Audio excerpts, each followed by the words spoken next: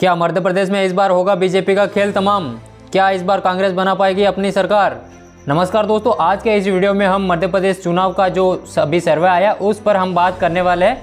किस पार्टी की मध्य प्रदेश में सरकार बन रही? अभी वर्तमान में मध्य प्रदेश में बीजेपी की सरकार है, जो मध्य प्रदेश की सीएम मुख्यमंत्री यानी शिवराज सिंह चौहान है।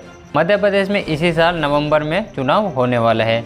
जैसे जैसे चुनाव पास में आ रहा है वैसे वैसे मुख्यमंत्री शिवराज सिंह चौहान बड़ी लुभावनी घोषणा करते आ रहे हैं।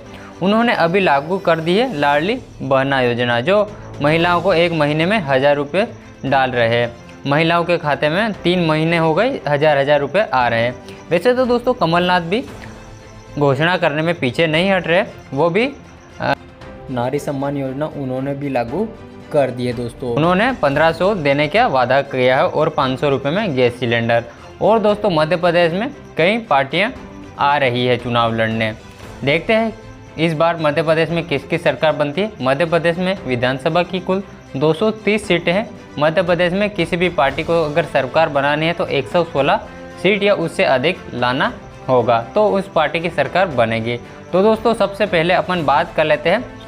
बड़वानी की कुल 4 विधानसभा सीटें हैं। 4 में से बीजेपी को 1 और कांग्रेस को 2 और अन्य का खाते में 1। उसके बाद दोस्तों अगला जिला आ जाता है अपना बैतूल। बैतूल में कुल 5 विधानसभा सीटें हैं। यहाँ पर बीजेपी को 2 और कांग्रेस को 3। अगला जिला आ जाता है अपना मंदसौर। मंदसौर में कुल 4 विधानसभा सीटें हैं। यहाँ पर बीजेपी को 2 और कांग्रेस को भी 2। उसके बाद दोस्तों अगला जिला आ जाता है अपना नरसिंहपुर। नरसिंहपुर में कुल 4 विधानसभा सीटें हैं। यहाँ पर बीजेपी को 1 और कांग्रेस को 2 और अन्य का खाते में 1। उसके बाद दोस्तों अगला आ जाता है अपना नीमच। नीमच में बीजेपी का 1 और कांग्रेस को 2, ठीक है। उसके बाद अगला जिला आ जाता है अपना पन्ना। पन्ना में कुल विधानसभा की सीटें हैं 3 में से बीजेपी को 1 और कांग्रेस को 2। अगला जिला आ जाता है अपना राजगढ़। राजगढ़ में 5 विधानसभा सीटें हैं। यहाँ पर बीजेपी को 1 और कांग्रेस को 4। यहाँ पर बीजेपी की लुटिया डूबती दिखाई दे रही। अगला जिला आ जाता है रतलाम। रतलाम में कुल 5 विधानसभा सीटें हैं। यहाँ पर बीजेपी को 1 और कांग्रेस को 2 और अन्य के खातों में यहाँ पर 2 जा रही है। उसके बाद दोस्तों अगला जिला आ जाता है सागर। सागर में कुल 8 विधानसभा सीटें हैं। यहाँ पर बीजेपी को 2 और कांग्रेस को 6। उसके बाद अगला जिला आ जाता है अपना भोपाल। मध्य प्रदेश की राजधानी है जो भोपाल। यहाँ पर विधानसभा की 7 सीटें हैं। यहाँ पर बीजेपी को 3 और कांग्रेस को 4 मिलती दिखाई दे रही है। अगला आ जाता है बुरहानपुर। बुरहानपुर में कुल 2 विधानसभा सीटें हैं। यहाँ पर बीजेपी को 0 और कांग्रेस को 2 में से 2। अगला आ जाता है छतरपुर। छतरपुर में कुल 6 विधानसभा सीटें हैं। यहाँ पर बीजेपी को 3 और कांग्रेस को 2 और अन्य के खाते में 1। उसके बाद दोस्तों अगला जिला आ जाता है दमोह। दमोह में कुल 4 विधानसभा सीटें हैं। यहाँ पर बीजेपी को 1 और कांग्रेस को 3। अगला आ जाता है दतिया। दतिया में कुल विधानसभा 3 सीटें हैं। यहाँ पर बीजेपी को 3 में से 3, कांग्रेस की यहाँ पर लुटिया डूबती दिखाई दे रही है। अगला जिला आ जाता है देवास। देवास में कुल 5 विधानसभा सीटें। यहाँ पर बीजेपी को 2 और कांग्रेस को 3। अगला आ जाता है धार। धार में विधानसभा की कुल 7 सीटें हैं। यहाँ पर बीजेपी को 2 और कांग्रेस को 3 और अन्य के खाते में 2। अगला आ जाता है डिंडोरी। डिंडोरी में कुल 2 विधानसभा सीटें हैं। यहाँ पर 2 में से 2 कांग्रेस को। बीजेपी की यहाँ पर लुटिया डूबती दिखाई दे रही है। अगला आ जाता है हरदा। हरदा में कुल 2 विधानसभा सीटें। यहाँ पर 1 बीजेपी को और 1 कांग्रेस को।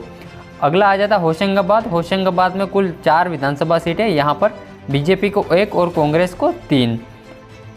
उसके बाद दोस्तों अगला आ जाता है इंदौर। इंदौर में कुल 9 विधानसभा सीटें हैं। यहाँ पर बीजेपी को 4 और कांग्रेस को 4 और अन्य दल को 1। अगला आ जाता है अपना जबलपुर। जबलपुर में कुल 8 विधानसभा सीटें हैं। यहाँ पर बीजेपी को 3 और कांग्रेस को 5। अगला आ जाता है अपना झाबुआ आदिवासी का एरिया। यहाँ पर कुल विधानसभा 3 सीटें हैं। यहाँ पर बीजेपी को 0 और कांग्रेस को 2 और अन्य दल को 1। यहाँ पर बीजेपी की लुटिया डूबती दिखाई दे रही है। अगला जिला आ जाता है अपना कटनी। कटनी में कुल 4 विधानसभा सीटें हैं। यहाँ पर बीजेपी को 1 और कांग्रेस को 3। अगला आ जाता है शाहजहाँपुर। यहाँ पर 3 विधानसभा सीटें। यहाँ पर 3 में से बीजेपी को 1 और कांग्रेस को 2। अगला जिला आ जाता है शिवपुरी। शिवपुरी में कुल 5 विधानसभा सीटें हैं। यहाँ पर बीजेपी को 3 और कांग्रेस को 2। उसके बाद दोस्तों अगला जिला आ जाता है सिंगरौली। सिंगरौली में कुल 3 विधानसभा सीटें। यहाँ पर बीजेपी को 1, कांग्रेस को 1 और अन्य दल को भी 1। उसके बाद दोस्तों अगला जिला आ जाता है टीकमगढ़। टीकमगढ़ में कुल 5 विधानसभा सीटें। यहाँ पर बीजेपी को 1 और कांग्रेस को 3 और अन्य को 1।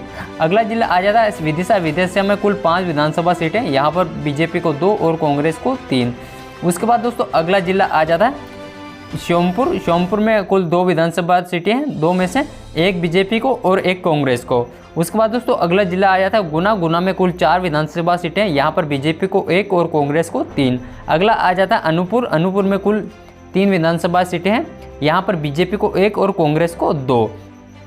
तो दोस्तों अपन ने सारे जिलों का जो सीटें थी उनके बारे में बता दिया, उनके टोटल मार लेता हूँ। तो दोस्तों टोटल मारने के बाद बीजेपी के खाते में गई है 78 सीटें यानी 78 सीटें, और कांग्रेस के खाते में 136 सीटें और अन्य दल को 13 सीटें। तो यहाँ पर साफ साफ दिखाई दे रहा है कांग्रेस अपनी सरकार बना रही है। देखते हैं क्या होता है।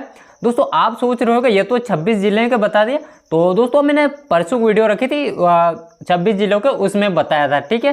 तो वो फर्स्ट पार्ट था और ये सेकंड पार्ट है। अगर वो वीडियो अभी तक आपने नहीं देखा तो वो देख लेना, उसकी लिंक मैं डिस्क्रिप्शन में दे दूंगा, ठीक है। तो अगले वीडियो में जल्दी मिलते हैं, तब तक के लिए जय